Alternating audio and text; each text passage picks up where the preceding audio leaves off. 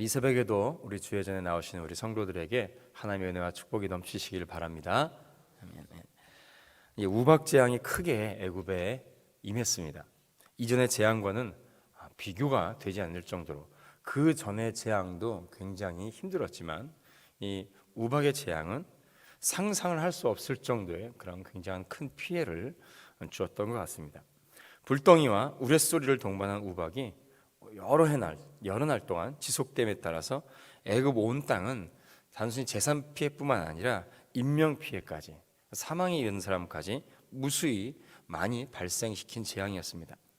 이 우박 재앙이 주는 피해와 공포가 얼마나 크고 강했던지 지금까지 굉장히 고압적인 자세를 유지했던 바로가 이번에는 모세와 아론을 급하게 불러드립니다. 그러면서 자기가 죄를 지었다, 하나님은 의로우시고 자신과 애굽은 악하다라고 인정하고 있습니다. 그리고선 이 우박을 그치게 해주면 이스라엘 백성들을 내보내겠다라고 약속을 하고 있습니다. 27절 28절에 보면 바로가 사람을 보내어 모세와 아론을 불러 그들에게 이르되 이번은 내가 범죄하였노라. 여호와는 의로우시고 나와 나의 백성은 악하도다. 여호와께 구하여 이 우레소리와 우박을 그만 그치게 하라. 내가 너희를 보내리니 너희가 다시는 머물지 아니하리라. 이렇게 모세와 아론 앞에 고백하고 있습니다. 바로가 이 한 말만 놓고 본다면, 그 내용만 단순히 놓고 본다면 그가 완전히 하나님의 권능 앞에서 항복한 것처럼 보입니다. 처음에는 여호와가 누구이기에, 또는 나는 여호와를 알지 못하니라 라고 말하면서 하나님을 인정하려 들지 않았습니다. 그랬던 바로가 이젠 전향적인 태도를 취한 것만큼은 틀림없는 사실입니다. 그러나 이 말이 바로가 여호와 하나님을 절대적인 주권자로, 권세자로 인식했다고는 볼 수가 없습니다. 바로가 그냥 다급했을 뿐입니다. 다급해서 이렇게 얘기한 것뿐이죠. 이스라엘을 보내는 것은 물론이고 아예 해방시키겠다고 모세에게 약속은 합니다. 하지만 그의 인식은, 하나님에 대한 인식은 처음부터 잘못됐습니다. 27절의 말씀에 보면 바로가 사람을 보내어 모세와 아론을 불러 그들에게 이르되 이번은 내가 범죄하였노라 이렇게 말하고 있습니다. 이번은 자기가 범죄했대요. 이전까지는 그렇지 않았다는 얘기죠. 하지만 그의 범죄는 단순히 이번에만 분명히 국한되지 않습니다. 그 전에 모든 재앙이 이루어지는 그 순간순간 그는 범죄했습니다. 그리고 그 범죄는 그것으로 또 자신의 범죄로 끝나지 않습니다. 그의 선대왕, 그리고 그 선선대왕에서부터 이 바로의 죄악은 엄청난 것이었습니다. 출애굽기 1장에 있어서 출애굽기 1장에 나오는 바로의 영아 살해들, 영유아를 엄청나게 살해했죠. 그리고 또 하나님의 백성인 이스라엘을 압제하고 포갑했던 모든 것까지 굉장히 무수합니다. 우상 숭배는 당연한 것이고요. 긍휼이 풍성하신 하나님께서 애굽 땅과 백성 위에 혹독한 재앙을 내리실 정도로 그들은 너무나 많은 죄를 지었습니다. 하지만 모세는 바로의 요청대로 우박을 그치게 해주겠다고 약속을 합니다. 이는 모세가 바로가 완전히 항복했다고 생각하거나 그의 약속을 믿어서가 아닙니다. 그것은 이 우박이, 또 모든 재앙이 하나님께서 내리셨고 온 세상이 하나님의 통치 아래 있음을 알려주기 위함이었습니다. 모세는 네 번째 재앙, 이 파리 재앙을 끝날 때 자기가 제시한 타협안조차 지키지 않았던 바로가 우박을 그친다고 해서 약속을 지킬 것이라고 생각은 하지 않았습니다. 30절에 모세가 말합니다. 그러나 왕과 왕의 신하들이 여호와 하나님을 아직 두려워하지 아니하는 줄을 내가 아나이다 라고 모세가 바로에게 말을 하죠. 바로는 아무리 자기 눈앞에 하나님의 영광과 능력이 나타날지라도 당장 자기 발등에 떨어진 다급한 불만 끄려고 할 뿐입니다. 하나님을 바라보고 하나님께 항복할 생각은 전혀 하지 않은 것이죠. 죄인된 인간의 모습이 바로와 같다고 할 수가 있습니다. 절대로 자신의 인생의 왕좌에서 자신의 인생의 주인을 하나님께 드릴 생각을 하지 않습니다. 하나님을 자신의 인생의 주인을 모시고 그 앞에 엎드려 순종하려고 하지 않습니다. 그저 발등에 불만 끄려고 눈앞의 문제만 해결하기 위해서 하나님을 찾을 뿐입니다. 그런 경우가 굉장히 많이 있습니다. 재앙의 때가 지나가면 당시의 절박함은 당장에 망각해버리고 다시 교만해집니다.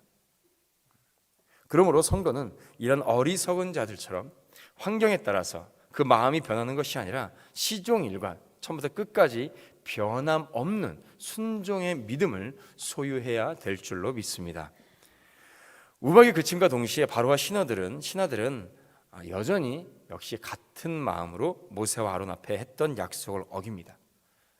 이는 그들 가운데 의로운 자가, 진정으로 회개한 자가 없었다는 뜻이기도 합니다.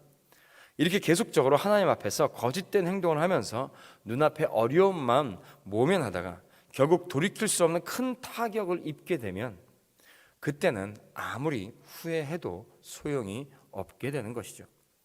물론 하나님은 악인에게도 자비를 베푸십니다. 악인에게도 은혜를 베푸십니다. 그러나 그 잠깐의 은혜와 자비에 안도하며 당장은 숨을 쉴 수 있게 되었다고 해서 또 괜찮다고 생각해서 하나님을 멀리하다가는 결국 영원한 파멸에 이르고 말게 되는 것이죠. 이러한 말씀을 접하다 보면 명확하게 다시금 깨달아지는 것이 있습니다. 그것은 참으로 내가 회개하고 하나님의 자녀가 된 것은 정말로 절대적인 하나님의 은혜일 수밖에 없다라는 것입니다. 너희는 그 은혜에 인하여 믿음으로 말미암아 구원을 얻었나니 이것이 너희에게서 난 것이 아니요 하나님의 선물이라. 할렐루야. 하나님의 강권적인 역사로 사람이 하나님 앞에 굴복하고 변화되면 비로소 죄의 영향력 아래에서 벗어나 온전한 회개의 열매를 맺고 생명의 삶을 살아갈 수가 있는 것입니다. 하나님의 말씀과 성령의 인도하심을 따라 자신의 연약함을 자백하고 자신의 악함을 고백하고 하나님의 긍휼하심을 도우시는 은혜를 받을 때 진정 승리의 길로 행할 수가 있습니다. 이 놀라운 은혜가 우리에게는 지금 이루어져 있습니다. 우리를 회개와 구원의 길로 이끄신 하나님께 정말로 감사와 찬양을 올려드릴 수밖에 없습니다. 사랑하는 성도 여러분, 우리 사랑하는 성도들은 하나님께 날마다 회개의 삶을 살아가시기를 축복합니다. 성령 충만함으로 죄와 싸워 이기며 살아가기를 축복합니다. 그리스도를 따라서 말씀에 순종하며 온전한 하나님의 형상을 이루어갈 수 있는 우리 복된 성도들 되시기를 주님의 이름으로 축원드립니다. 기도하겠습니다. 죄인된 우리를 구원하시고 하나님의 자녀 삼아주심에 감사드립니다. 나의 인생의 주인은 내가 아닙니다. 나의 인생의 주인은 오직 예수 그리스도이심을 이 시간 다시 한번 고백합니다. 예수 그리스도께 이 삶을 드리오니 우리를 주의 형통의 길로 생명의 길로 늘 인도하여 주시옵소서. 저희들의 인생을 주님의 길로 인도하여 주시고 정말로 주의 길 가운데 밝은 빛으로 이끌어 주시옵소서. 이 새벽에 일주일의 첫 시간 주 앞에 나와서 기도로 나온 우리 귀한 사랑하는 성도들, 그 기도 제목마다 주여 응답하여 주시고 갑절의 복을 더하여 주시옵소서. 자신의 건강을 위해서, 연약함을 위해서 기도합니까? 아버지 강건함으로 붙잡아 주시고 그 마음에 먼저 평안함과 위로를 허락하여 주시옵소서. 가정을 위해서 기도할 때, 자녀들을 위해서 기도할 때 주여 그 가정이 믿음 안에서 회복되게 하시고, 부모는 자녀를 위해서 기도하는 가정, 자녀는 부모를 위해서 기도하며 존경하는 가정이 될 수 있도록 인도하여 주시옵소서. 항상 믿음의 예배로 천대까지 복을 받는 귀한 가정들 될 수 있도록 아버지 역사하여 주시옵소서.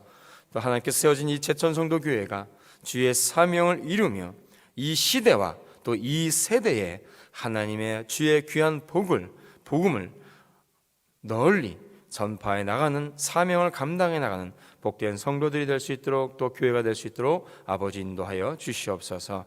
오늘 하루도 주의 은혜 가운데 승리하게 하실 줄로 믿사오며 감사드리며 예수님의 이름으로 기도드리옵나이다. 아멘.